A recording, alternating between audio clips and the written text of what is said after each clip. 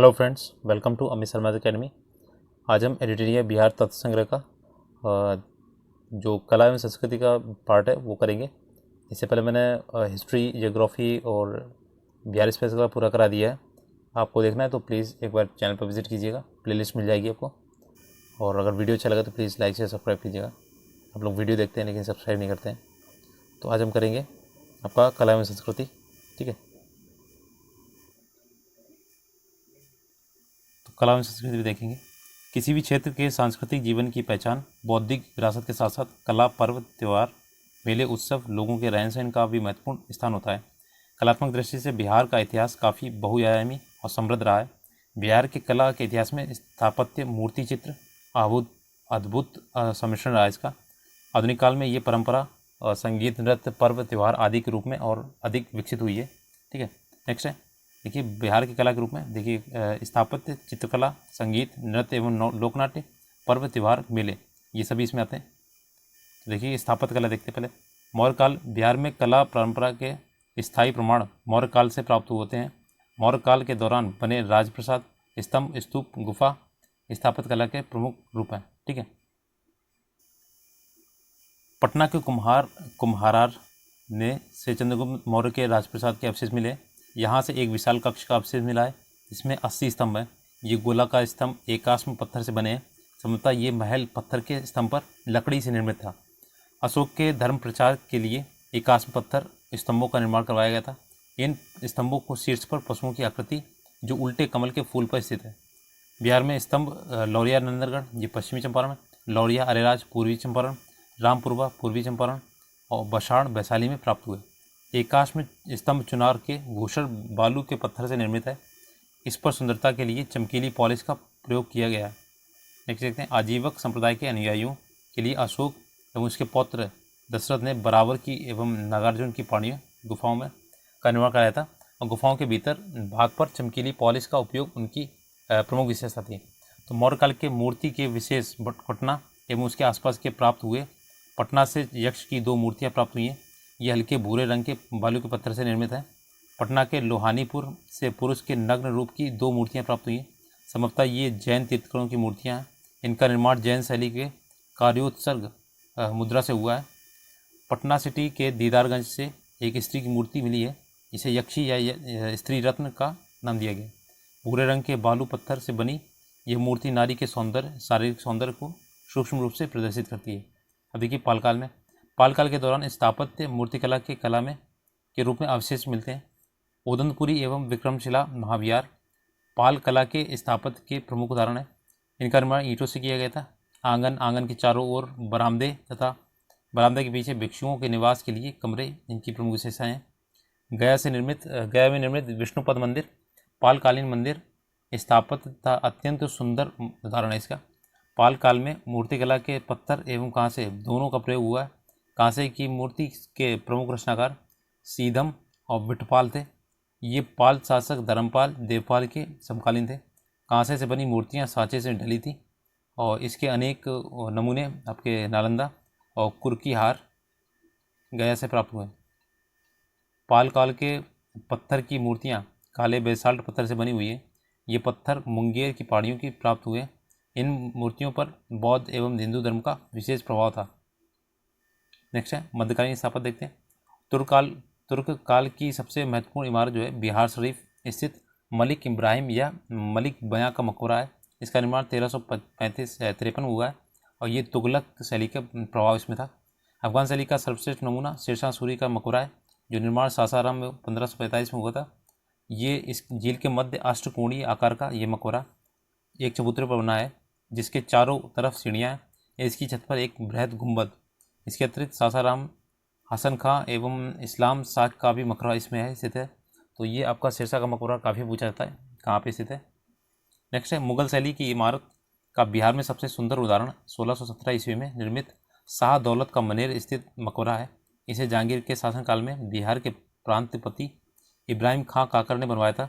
इसका निर्माण लाल बलुआ पत्थर से हुआ है। सुंदर जालियाँ, ऊंचा चबूतरा, भव्य गुंबद इसके मुख्य आकर्षक है।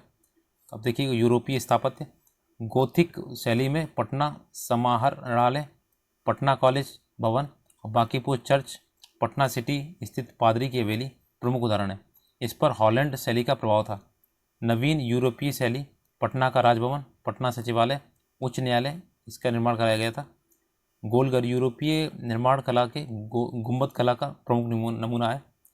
हिंद इस्लामी शैली में पटना संग्रहालय, सुल्तान पैलेस का निर्माण कराया गया था। अब देखिए चित्रकला, पटना कलम, तो ये 18वीं शताब्दी में पटना में मुगल शैली, ब्रिटिश शैली एवं स्थानीय कला शैली के सम्मिश्रण से एक नवीन चित्रकला शैली का उद्भव हुआ था। इसमें पटना कलम शैली का निर्माण किया गया, नाम दिया गया था। और इस कला शैली की प्रमुख विशेषता लघु चित्रों का निर्माण था। निर्माण कागज तथा हाथी दांत पर किया गया था। इसमें मुगल की भव्यता की जगह सामान्य पर्व त्योहार, उत्सव, जीव जंतु एवं सामान्य जीवन के चित्रों की प्रधानता दी गई थी। अब देखिए मधुबनी चित्रकला, तो मिथिला क्षेत्र की महिलाओं द्वारा इस कला के रूप में प्रचलित किया गया है। इसके प्रमुख रूप हैं भित्ति चित्र एवं अरिपन है। प्राकृतिक रंगों पर निर्भर इस चित्रकला में धार्मिक वानस्पतिक चित्रों की प्रधानता है। ये बिहार की प्रमुख प्रचलित चित्रकला है। ठीक है। अब देखिए मंजूषा चित्रकला, ये कला जो है ना बिहार के भागलपुर के आसपास अंग प्रदेश में प्रचलित है। ये स्थानीय लोक कला है जिसमें लोक गाथा को चित्रण द्वारा प्रस्तुत किया जाता है और इसमें कहानी को क्रमिक एवं श्रृंखलाबद्ध रूप से चित्रित किया जाता है। ये कला बहुला विषहरी की लोक कथा पर आधारित है। अब देखें थंका चित्रकला, ये गौतम बुद्ध के जीवन की उनकी शिक्षाओं के संबंधित चित्रकला को थंका चित्रकला कहा जाता है। थंका तिब्बती भाषा का शब्द है। इसका अर्थ होता है जिसे लपेटा जा सके। थंका चित्रकला भारतीय तिब्बती संस्कृति का सम्मिश्रित शैली है। ठीक है। अब देखें जादू पटिया, ये चित्रकला है।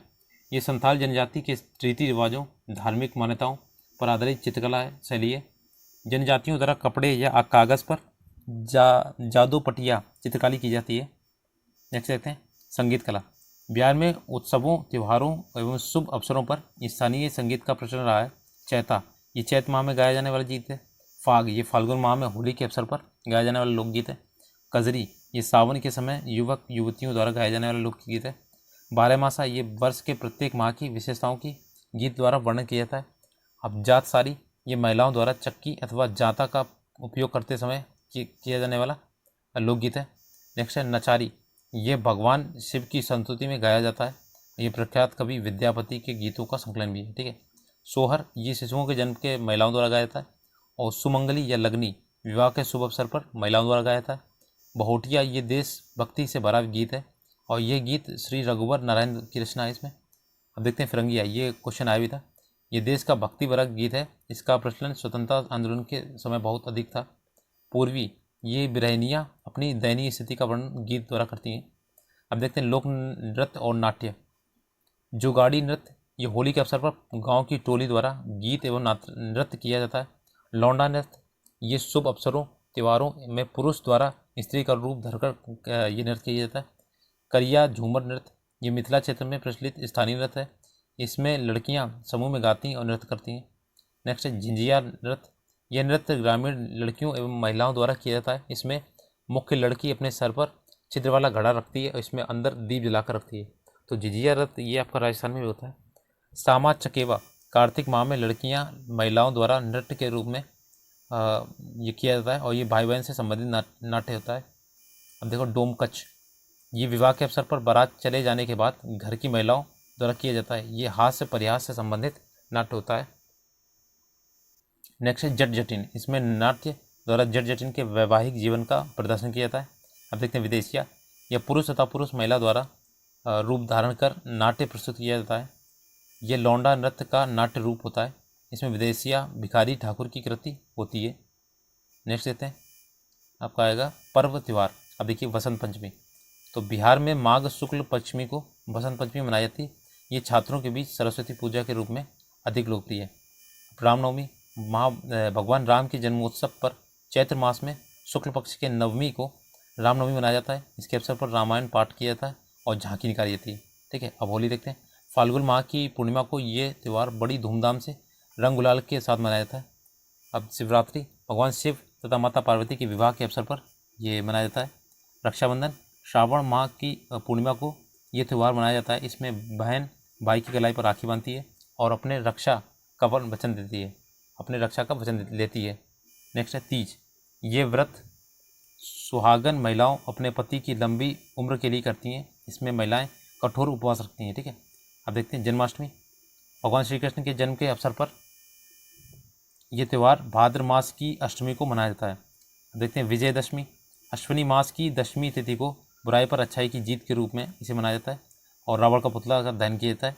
ठीक है, दीपावली कार्तिक मास की अमावस्या को ये त्यौहार मनाया जाता है। ये भगवान राम द्वारा रावण का वध कर अयोध्या लौटने के उपलक्ष्य में मनाया गया था। गोवर्धन पूजा। दीपावली के अगले दिवस ये त्यौहार मनाया जाता है। इस दिन घर में गाय बैल आदि पशुओं की पूजा की जाती है। अब देखिए छठ पूजा, मोस्ट इंपॉर्टेंट है, ये सबसे ज़्यादा इसमें पूछा था।